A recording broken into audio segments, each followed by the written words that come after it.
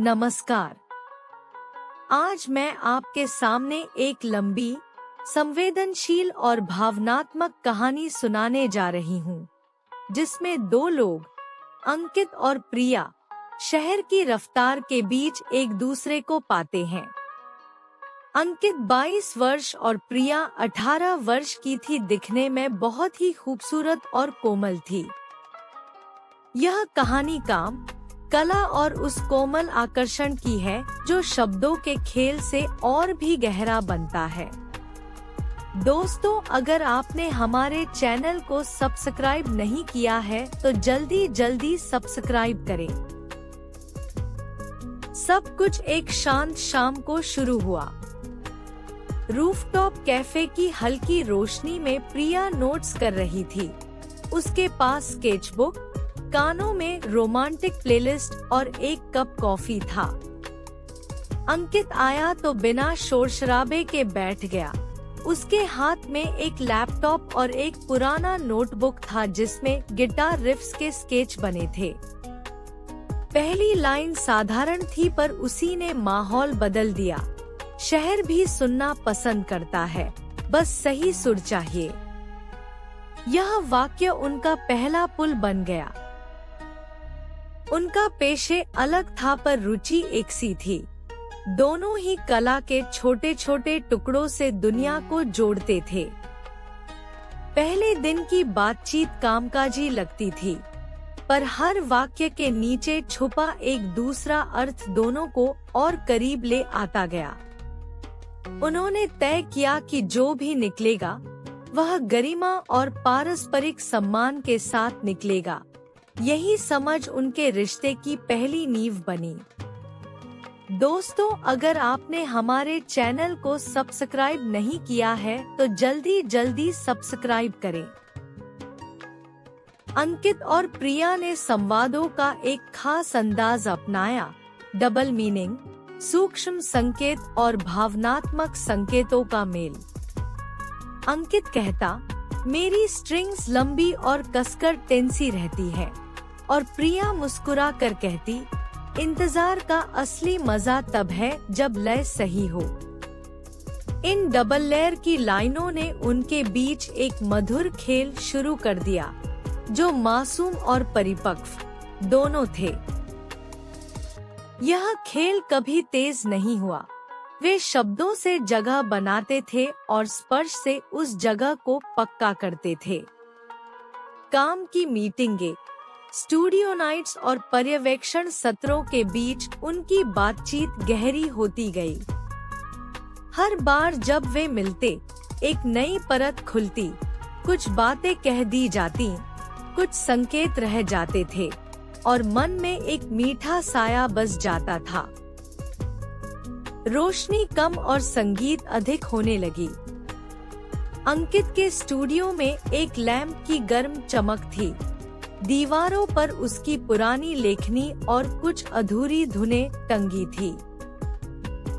वे संगीत के टुकड़ों पर काम करते, कहाँ धीमा रखना है, किस हिस्से में रुकावट चाहिए, पर असल में वे अपने अंदर की लय को संतुलित कर रहे होते। हर रिफ के बीच वे एक दूसरे की मौजूदगी को महसूस करते। हर ब्रेक पर वे एक दूसरे की सांसों की ताल से जुड़ते। वे सहमति और मर्यादा के नियम पर अडिग रहे।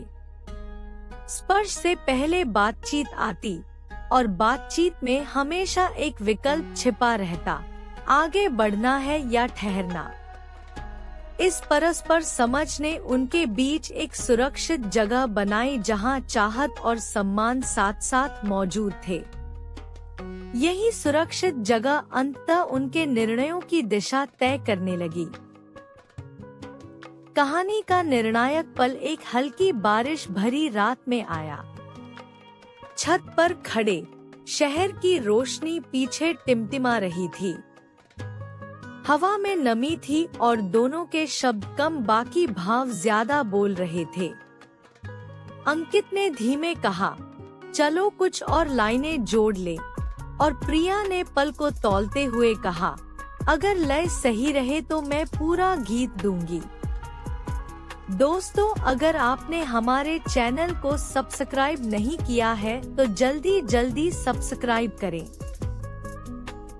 यह वाक्य केवल रोमांस का संकेत नहीं था, यह सहमति का संक्षेप था।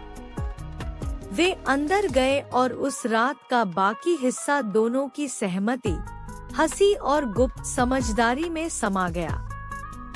मैं यहाँ विस्तार से नहीं बताऊंगा कि क्या हुआ, क्योंकि जो बात दोनों के बीच हुई वह दोनों की निजी इबारत बनी रही।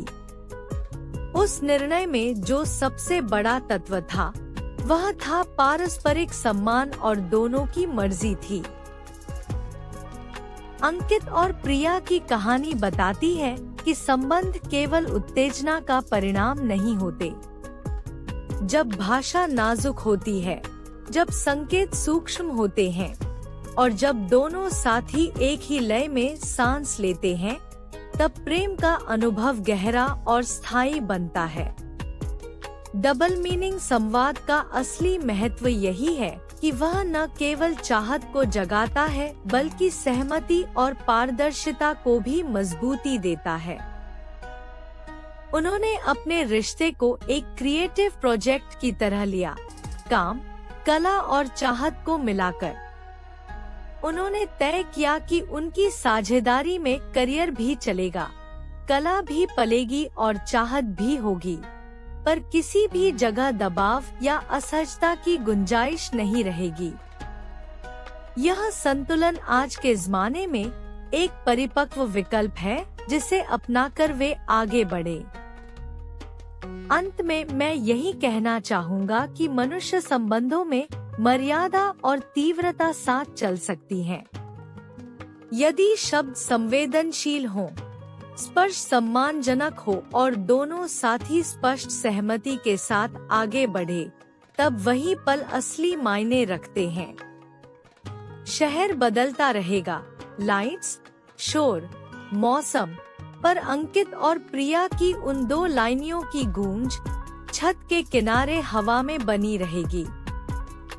जितना चाहो समझो, पर जितना जरूरी है उतना ही अच्छा। दोस्तों, अगर आपने हमारे चैनल को सब्सक्राइब नहीं किया है तो जल्दी सब्सक्राइब करें। साथ ही लाइक, शेयर और कमेंट्स करना ना भूलें। धन्यवाद।